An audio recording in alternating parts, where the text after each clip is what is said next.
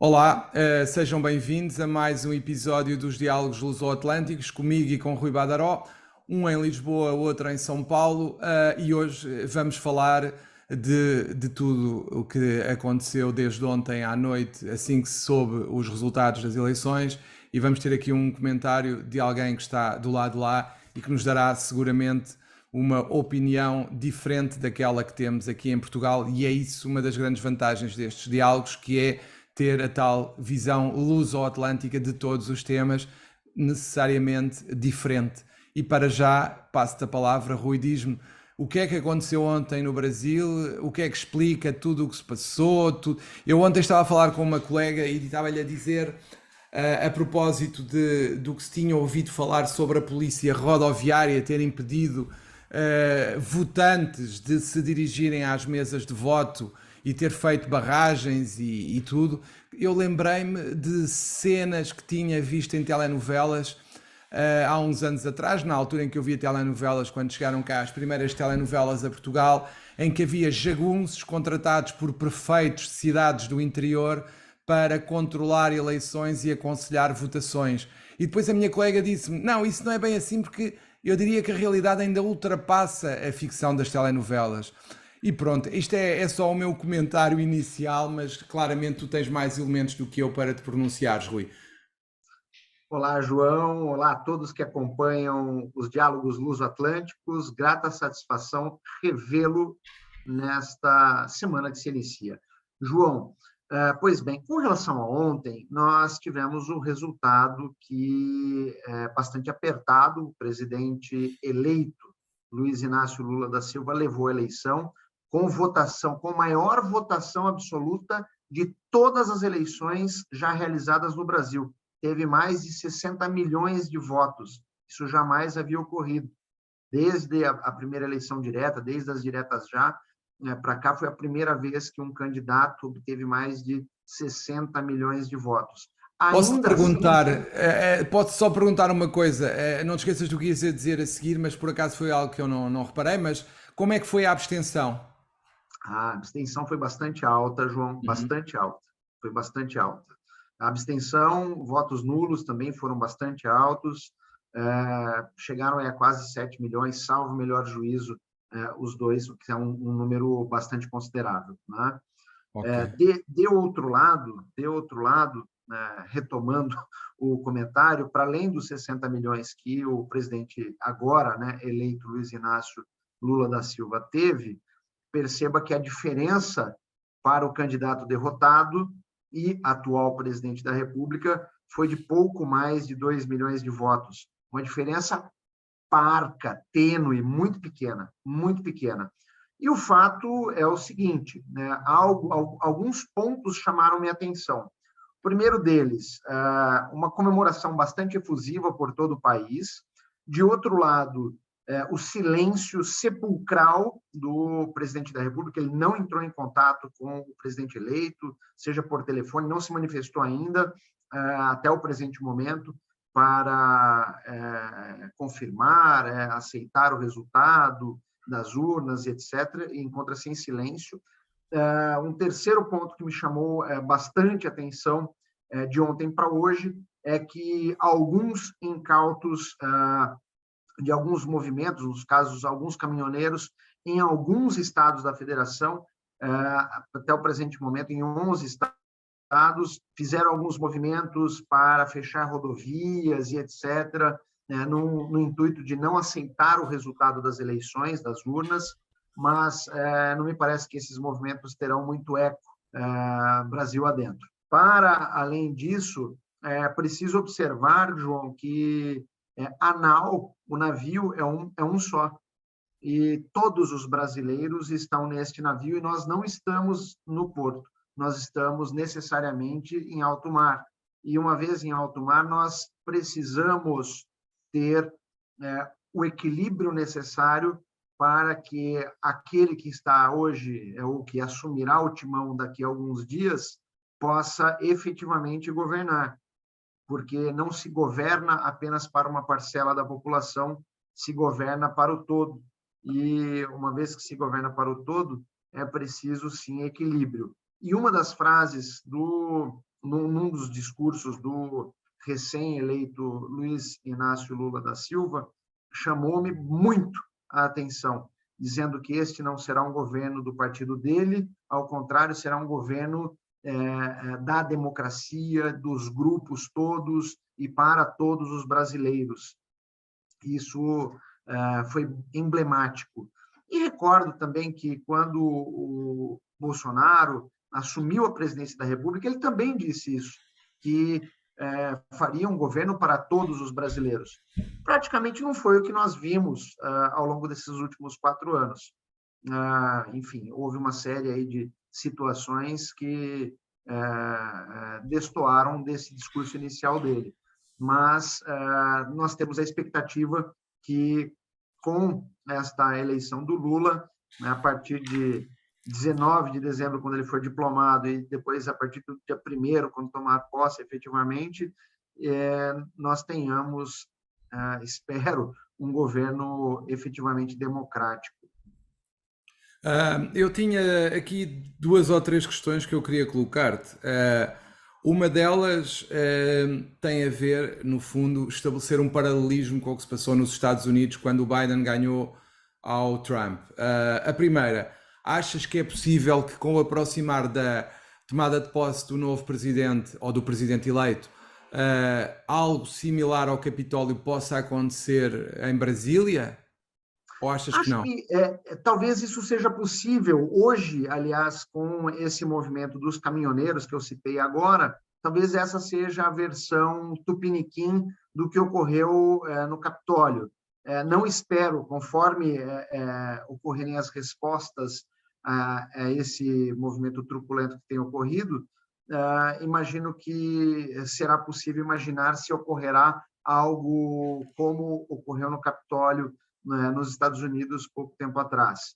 De outro lado, João, e agora sim comentando o que fizeste sobre a fala tua no início dos diálogos, ontem, durante as eleições, realmente, em que pese houvesse uma decisão judicial do presidente do Tribunal Superior Eleitoral proibindo a Polícia Federal e a Polícia Rodoviária Federal de criarem mecanismos de turbação à circulação dos eleitores, não foi o que vimos. Nós vimos, sim, a Polícia Rodoviária Federal fazendo uma série de operações, entre aspas, para verificar, enfim, para verificar os veículos e etc. e tal, que, em tese, num primeiro momento, chamou-se de movimentos para dificultar o voto. Mas, num segundo momento, o chefe da Polícia Rodoviária Federal no país se reuniu com o presidente do Tribunal Superior Eleitoral e o próprio presidente do TSE foi muito claro em dizer que a operação da Polícia Rodoviária Federal ao longo do pleito não importaram em prejuízo algum aos eleitores e rapidamente foram encerradas as operações.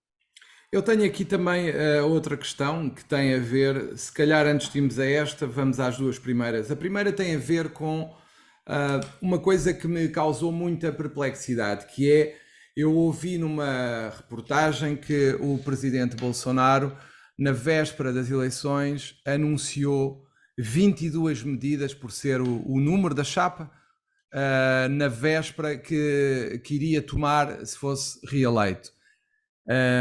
E depois, o que é que justifica uma margem tão pequena entre os 2 candidatos? O que é que leva a isto, na tua opinião?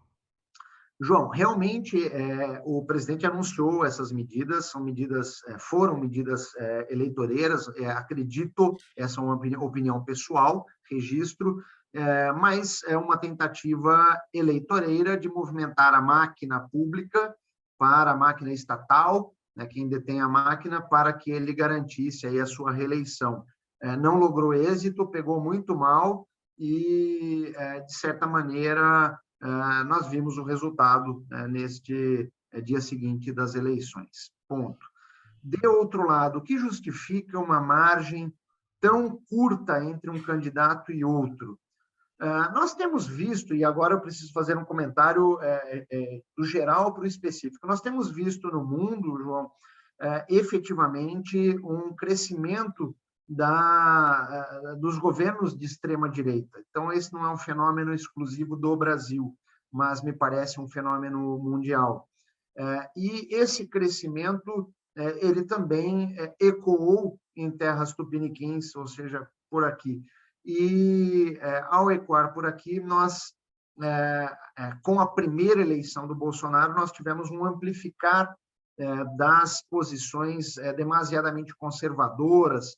Aliás, isso me fez até lembrar um dos motes do governo do Salazar, né, que era Deus, Pátria, Família, que praticamente, não na mesma ordem, era o lema ou é o lema ainda, do governo Bolsonaro.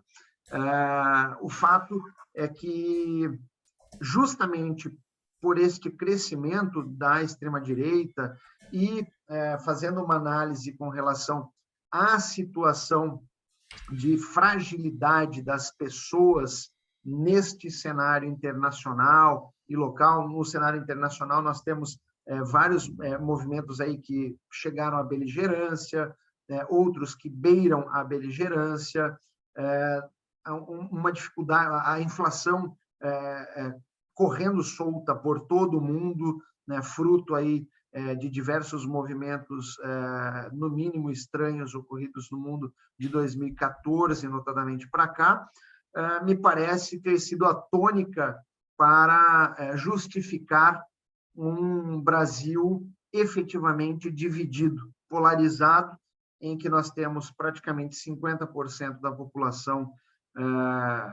de um lado e 50% de outro. E, detalhe, né, não me parece que todos saibam efetivamente o que seria ser conservador, né, efetivamente.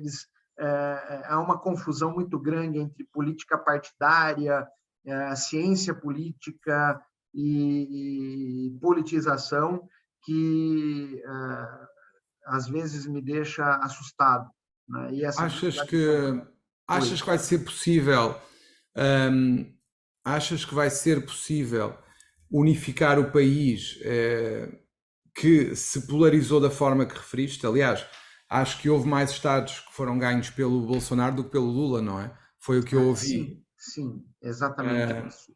E É possível, diz, João, permita-me fazer um comentário. Eu creio que será muito difícil governar um Brasil polarizado, ponto. Todavia, ainda que o próprio Congresso Nacional, portanto, o Legislativo, tenha eleito um maior número de apoiadores do atual presidente, perceba que há um centrão, entre aspas, muito grande e que toca a banda conforme quem está no poder. Então, caberá ao chefe de Estado, ao chefe de governo, ter um profundo tino, senso e habilidade política para negociar com o Congresso as medidas necessárias para que seja possível levar a termo, concluir esse governo.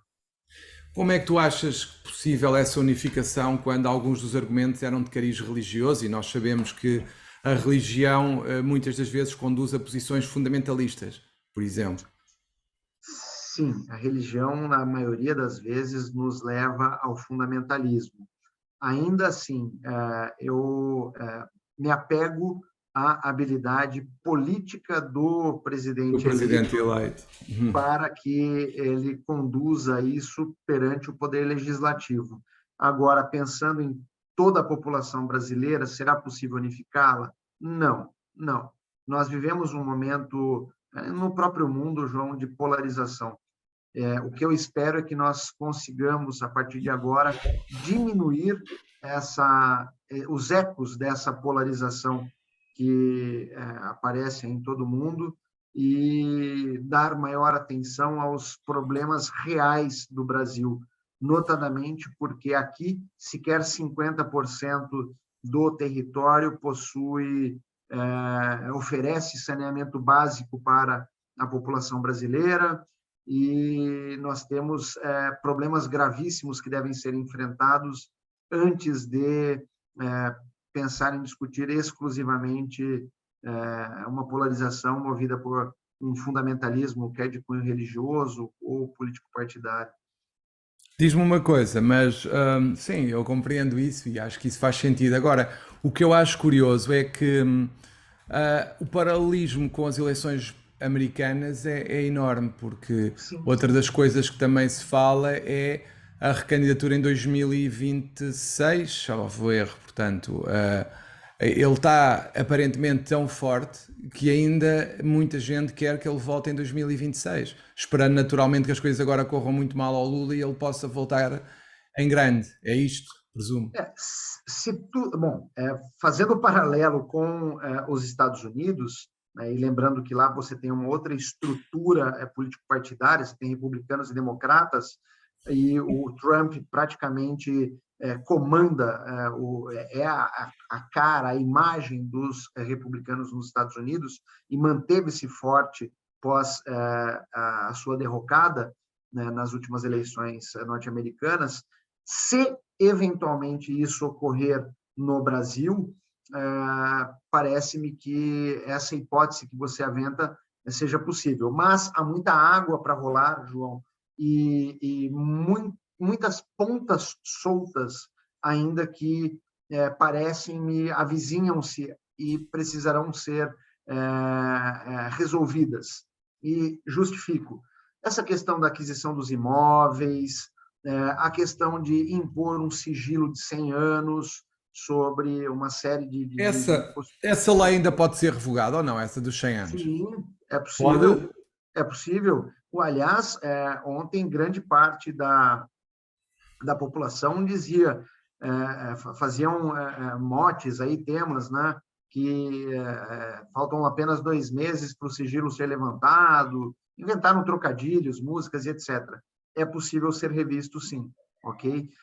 E se não bastasse isso, óbvio que existe uma regra específica para esse sigilo ser levantado, seria preciso verificar a ilegalidade dele e etc. Há uma forma a ser observada, não serei ingênuo dizer que em qualquer circunstância poderia ser levantado.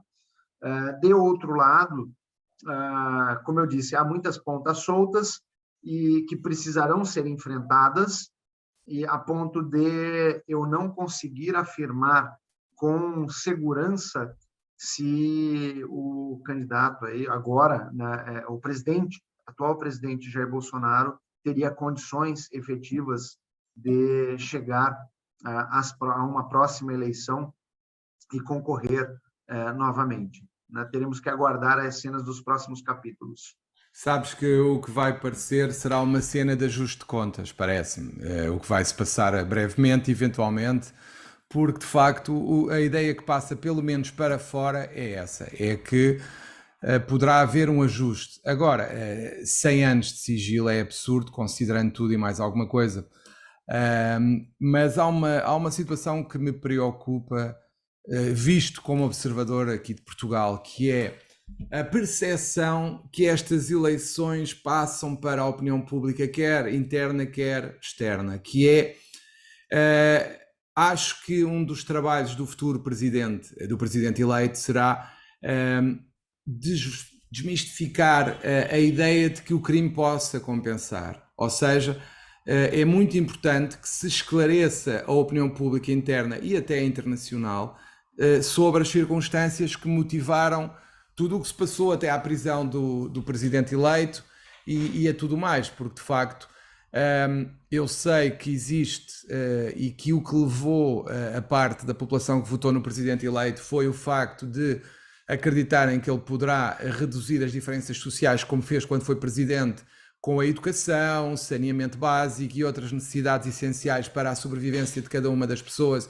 e principalmente das pessoas mais pobres, que é o que estamos aqui a falar, tentando criar uma classe média que é uma das grandes falhas do Brasil, obviamente, parece-me em termos sociais haver muitos muito ricos, aliás, poucos muito ricos e muitos muito pobres, e isso é algo que não permite ter uma almofada, como acontece noutros países, em que a classe média acaba por ser uma almofada e atenuar essa diferença. Mas eu acho que o mais importante é não ficar a mensagem para os jovens brasileiros, para as crianças brasileiras, que o crime compensa, dizendo que alguém que fez isto, aquilo e aquilo outro ainda consegue ser eleito.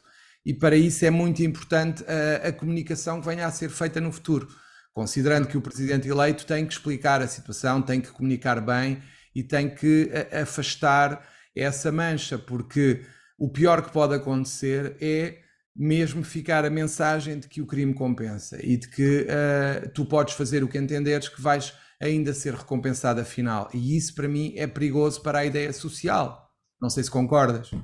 João, concordo ipsis literis com tudo que disseste, e o que há neste momento é uma grande confusão por parte do povo brasileiro no sentido técnico do processo do direito.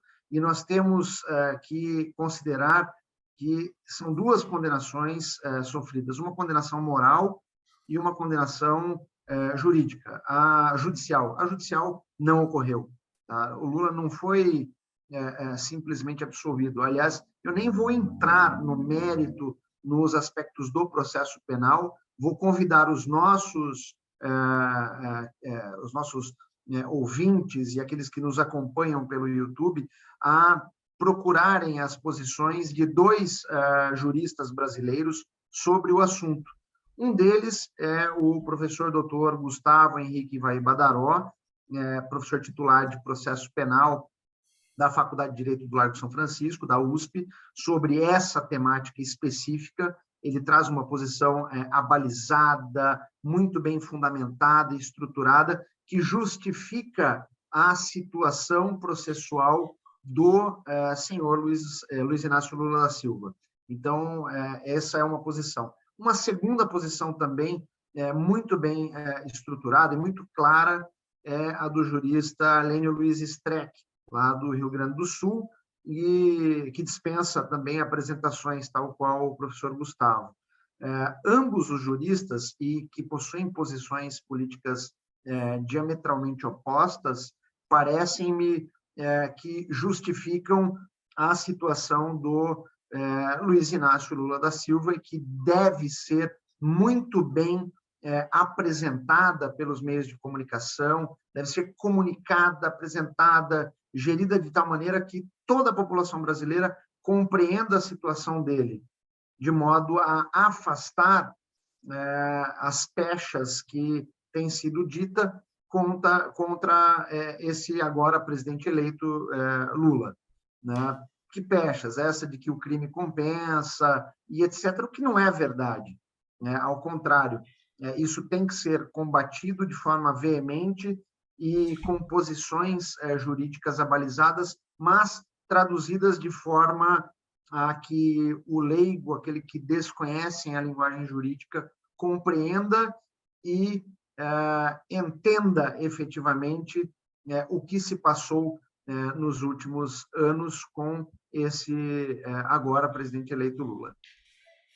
E pronto, eu não sei se queres falar de mais alguma coisa, mas penso que hoje já estamos com algum tempo, 15, 16 minutos. Eu creio que por hoje é só, foi um podcast voltado às eleições, ao resultado das eleições brasileiras, e creio que por hoje basta.